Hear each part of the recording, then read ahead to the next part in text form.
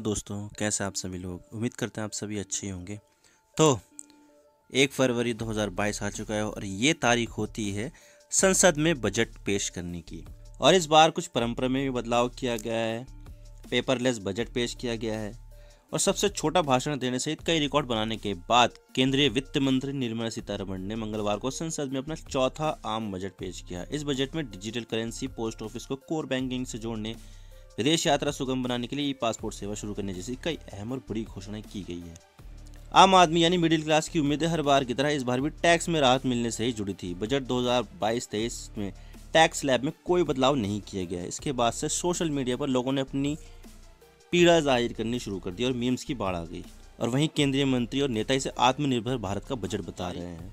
तो आज जो सोमवार को जारी किया गया है वो आर्थिक सर्वेक्षण भी जारी किया है, जिसमें इस साल जो जीडीपी की जो डेवलपमेंट रेट है, ग्रोथ रेट है, वो 9.2 रखी गई है। बजट भाषण की शुरुआत में वित्त मंत्री ने कहा था कि उनकी सरकार विकास और गरीबों की भलाई के लिए प्रतिबद्ध है। निर्मला सीतारमण ने एयर इंडिया के टाटा के पास जाने और भारतीय जीवन बीमा निगम के आईपीओ की जल्दी आने की बात को अपनी सरकार की उपलब्धि के तौर पर गिनाया भी है।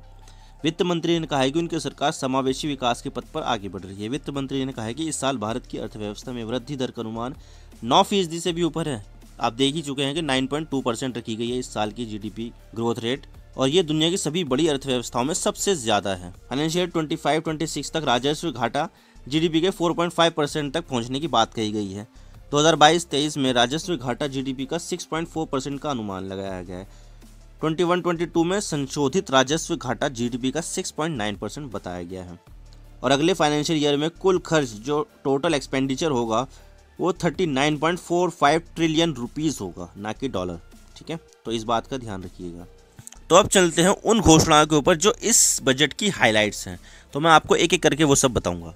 तो मौजूदा वर्ष में भारत की विकास दर जो डेवलपमेंट रेट होती है, ग्रोथ रेट होती है, वो 9.27% रहने का अनुमान है। यह विकास दर बड़ी अर्थव्यवस्थाओं में सबसे ज्यादा है।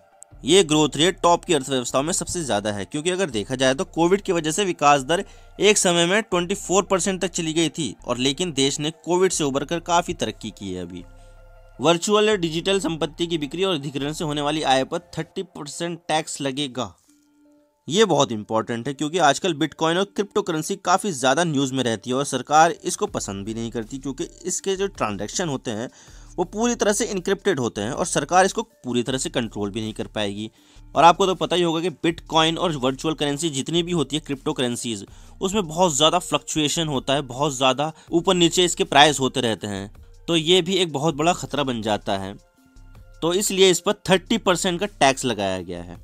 केंद्र सरकार के कर्मचारियों को नेशनल पेंशन स्कीम में योगदान पर 40% तक की टैक्स राहत मिलती है, जबकि राज्य सरकार के कर्मचारियों को 10%, यानी कि जो सेंट्रल गवर्नमेंट के एम्प्लॉय है उसको 40% तक की टैक्स छूट मिलेगी, लेकिन जो स्टेट गवर्नमेंट के एम्प्लॉय है वो उसको 10% तक। तो इसमें बदलाव करते हुए स्टेट गवर्नमेंट के जो एम्प्लॉय है उसको भी 40% टैक्स राहत देने का फैसला किया गया है। पीएम गति शक्ति 7 इंजनों के जरिए बढ़ रही है। Road, railway, airport, ports, transport, waterways, logistics, infrastructure, इन 7 इंजनों के जरिए अर्थव्यवस्था आगे बढ़ेगी। और पीएम मोदी जी गति शक्ति परियोजना के जरिए देश में विकास की परियोजनाएं तैयार की जाएगी। देश के विकास के लिए road, railway, ports, transport, waterways, logistics, infrastructure, तो देश को इन चीज़ों में ज़्यादा ध्यान देने की ज़रूरत है। और इसके लिए सरकार ने एक्सप्रेसवे को बनाने का मास्टर प्लान भी बनाया है, और जिसके लिए सरकार अगले साल 25,000 करोड़ रुपए खर्च करेगी। और इसके अलावा जो नेशनल हाईवेज हैं उसको बनाने के लिए 20,000 करोड़ रुपए अलॉट किए जाएंगे। पहाड़ी क्षेत्रों में पारंपरिक सड़कों के लिए राष्ट्रीय रोपवे विकास कार्यक्रम को पीपीपी मोड में लिया जाएगा। इससे पर्यटन को बढ़ावा मिलेगा। माउंटेन एरिया में टूरिज्म को बढ़ावा देने के लिए रोपवे डेवलपमेंट प्रोग्राम से रोपवेज बनाए जाएंगे, जिससे टूरिज्म को काफ़ी बढ़ावा मिलेगा। और ये पीपीपी मॉडल यानी पब्लिक प्राइवेट पार्टनरशिप के तहत बनाए जाएंगे। डिजिटल यूनिवर्सिटी भी बनाई जाएगी, जहां अलग अलग भारतीय भाषाओं में पढ़ाई होगी। बिजनेस करने के लिए देश में कहीं भी पंजीकरण के लिए एक राष्ट्र एक पंजीकरण स्थापित किया जाएगा। यानी इसका मतलब ये है कि अगर आपको कहीं पर भी कोई बिजनेस शुरू करना है ना, तो इसके लिए आपको किसी भी अप्रूवल की ज़रूरत नहीं होगी, बस आपको एक रजिस्ट्रेशन कराना होगा और इसके लिए आप कहीं पर भी बिजनेस अपना शुरू कर सकते हो। तो ये बहुत अच्छी बात है। रेलवे छोटे किसानों और उद्यमों के लिए कुशल लॉजिस्टिक विकसित करेगा। स्थानीय उत्पाद की आपूर्ति श्रृंखला में मदद के लिए एक स्टेशन एक उत्पाद लागू किया जाएगा। यानी कि रेलवे यहाँ पर छोटे किसानों और उद्यमों के लिए भी कुछ लॉजिस्टिक्स को विकसित भी करेगी। बहुत अच्छा काम होगा ये, क्योंकि जो छोटे किसान हैं, जो बिजनेस पर्सन्स हैं, एंटरप्रेन्योर हैं, उनको इतने बड़े बड़े ट्रांसपोर्ट की तो ज़रूरत होती नहीं है, छोटी छोटी चीज़ों की ज़रूरत होती है। तो उसके लिए कोई बेहतर तरीके से लॉजिस्टिक्स अगर बनेगा तो वो भी बढ़िया होगा उनके लिए। समावेशी विकास सरकार की प्राथमिकता है, जिसमें धान, खरीफ और रबी फसलों के किसान शामिल हैं। इसके तहत 1000 LMT धान की खरीद की उम्मीद है। इससे 1 करोड़ से अधिक किसान लाभान्वित होंगे, यानी इसके जो बेनिफिशियल किसान हैं वो 1 करोड़ से भी ज़्यादा होंगे। डिजिटल बैंकिंग को हर नागरिक तक पहुंचाने के उद्देश्य से देश के 75 जिलों में 75 डिजिटल बैंकिंग इकाइयां शुरू होंगी। ग्रामीण और शहरी क्षेत्रों में 60,000 घरों की PM आवास योजना के लाभार्थियों के रूप में पहचान की जाएगी। 2022-2023 में PM आवास योजना के लाभार्थियों के लिए 80 लाख मकानों का निर्माण पूरा किया जाएगा। ये बहुत अच्छी बात है। 80 लाख मकान शुरू किए जाएंगे। जो बहुत ही ज़्यादा गरीब होते हैं उनके लिए घर एक बहुत बड़ा सपना होता है। अगर मकान मिल जाएगा तो ये बहुत अच्छी बात होगी गरीबों के लिए। 2030 तक सौर क्षमता को 280 मेगावाट के लक्ष्य को प्राप्त करने के लिए 19,500 करोड़ रुपए का अतिरिक्त आवंटन किया जाएगा। क्योंकि देखा जाए तो सोलर पावर जो है वो बहुत ज़्यादा संख्या में हमारे पास अवेलेबल है, लेकिन हम उसको यूटिलाइज़ नहीं कर रहे हैं और उससे हम इलेक्ट्रिसिटी बहुत अच्छे तरीके से भी बना सकते हैं। तो 2030 तक 280 गीगावाट का जो टारगेट है वो काफ़ी ज़्यादा है, लेकिन मैं कहूँगा कि भारत इसको पूरा कर लेगा। आत्मनिर्भर भारत के तहत 16 लाख नौकरियाँ दी जाएगी। मेक इन इंडिया के तहत 60 लाख नौकरियाँ आएंगी। यानी कि आत्मनिर्भर भारत ये ऐसा भारत होगा जिसमें जो भी डिपेंडेंसी हमारे दूसरे देशों के ऊपर है, उस डिपेंडेंसी को ख़त्म करके वो चीज़ या वो सर्विसेज इंडिया में ही डेवलप की जाएगी। तो उस डेवलपमेंट के लिए हमें ज़्यादा रिसोर्सेज की ज़रूरत होगी। तो उस रिसोर्सेज के लिए 16 लाख नौकरियां दी जाएगी। और मेक इन इंडिया ये भी इसका ही एक एक्सटेंशन है, जिसके लिए 60 लाख नौकरियां आएंगी। PM गति शक्ति से अर्थव्यवस्था को मजबूती मिलेगी। 100 साल के लिए ढांचागत सुविधाएं बढ़ाई जाएगी। किसानों को डिजिटल और हाईटेक सेवाएं प्रदान करने के लिए PPP मॉडल में योजना की शुरुआत होगी।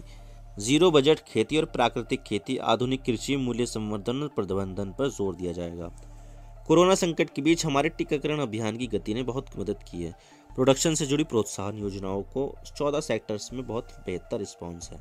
टैक्स सिस्टम को और ज़्यादा सिंप्लीफाई किया गया है। एक नया अपडेटेड रिटर्न पेश आ रहा है, जिसमें जहां पर IT रिटर्न दाखिल करने के 2 साल के भीतर अपडेटेड रिटर्न भी दाखिल कर सकते हैं।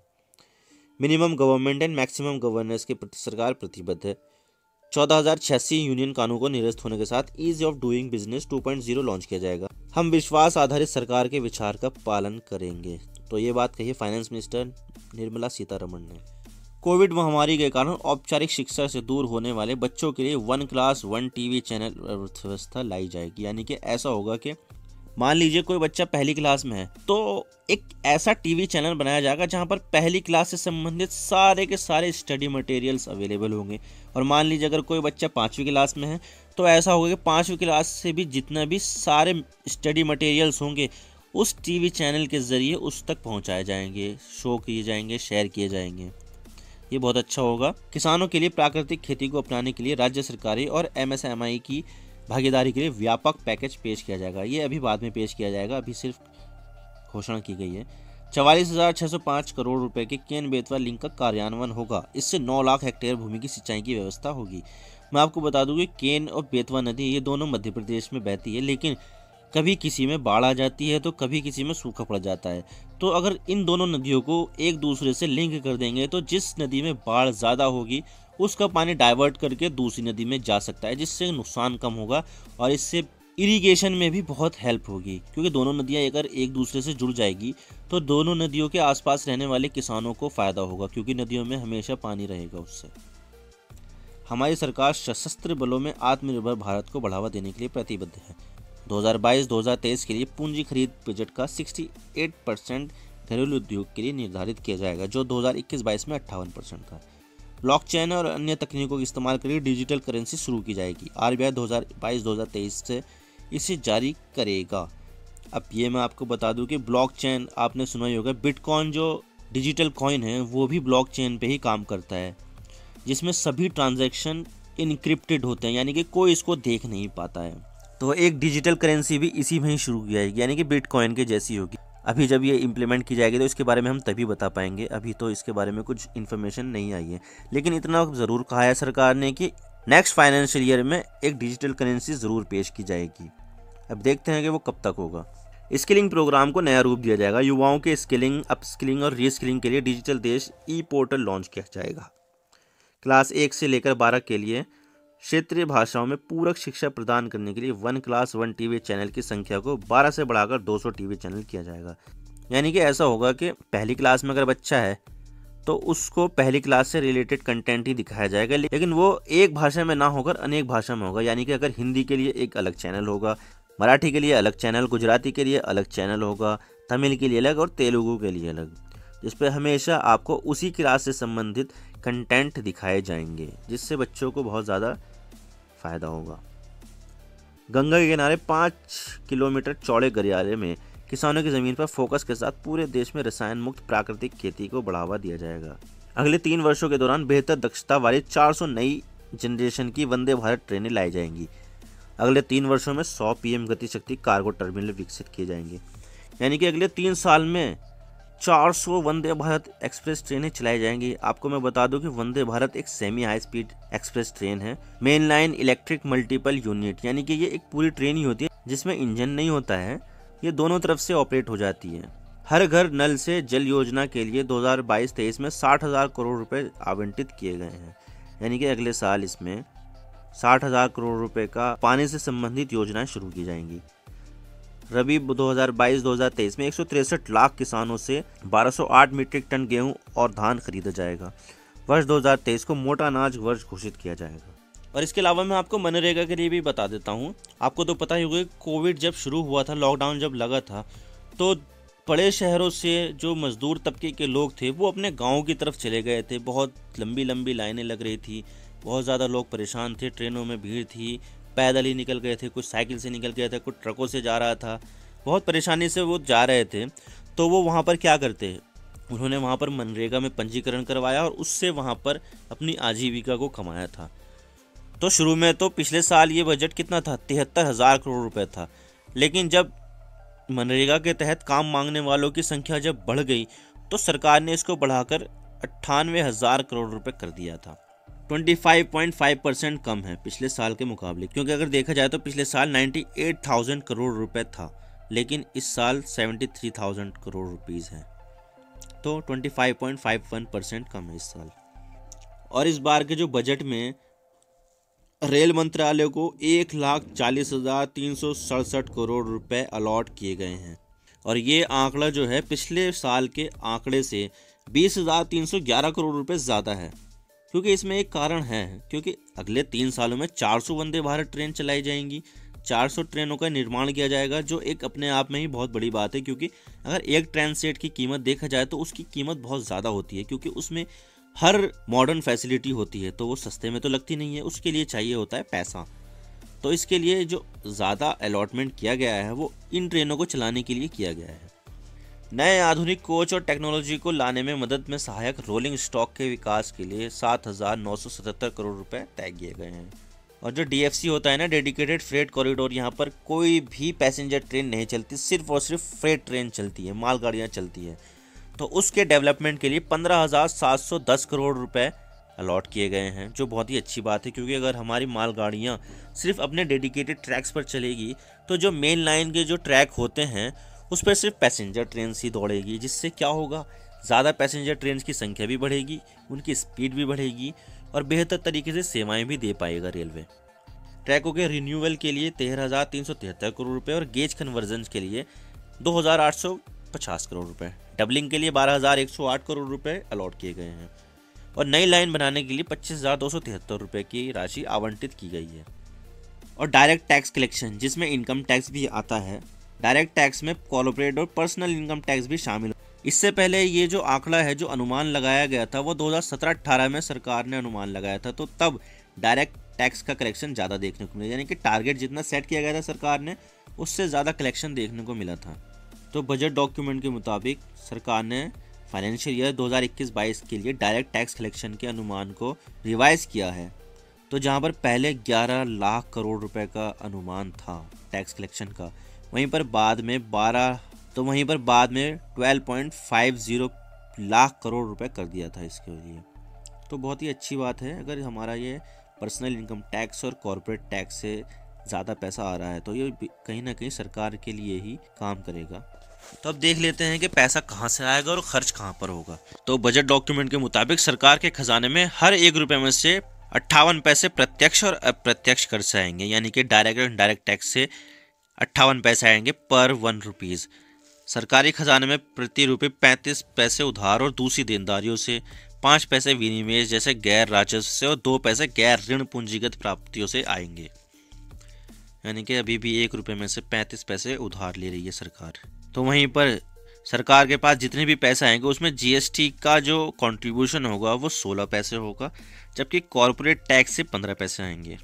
तो यहाँ पर सरकार पैसे कमाने के ऊपर भी विचार कर रही है और इसके लिए केंद्रीय उत्पाद शुल्क से प्रति रुपये 7 पैसे और सीमा शुल्क यानी कस्टम से पर रुपीज़ 5 पैसे कमाने पर सरकार विचार कर रही है। इनकम टैक्स से प्रति रुपये 15 पैसे का कलेक्शन होगा।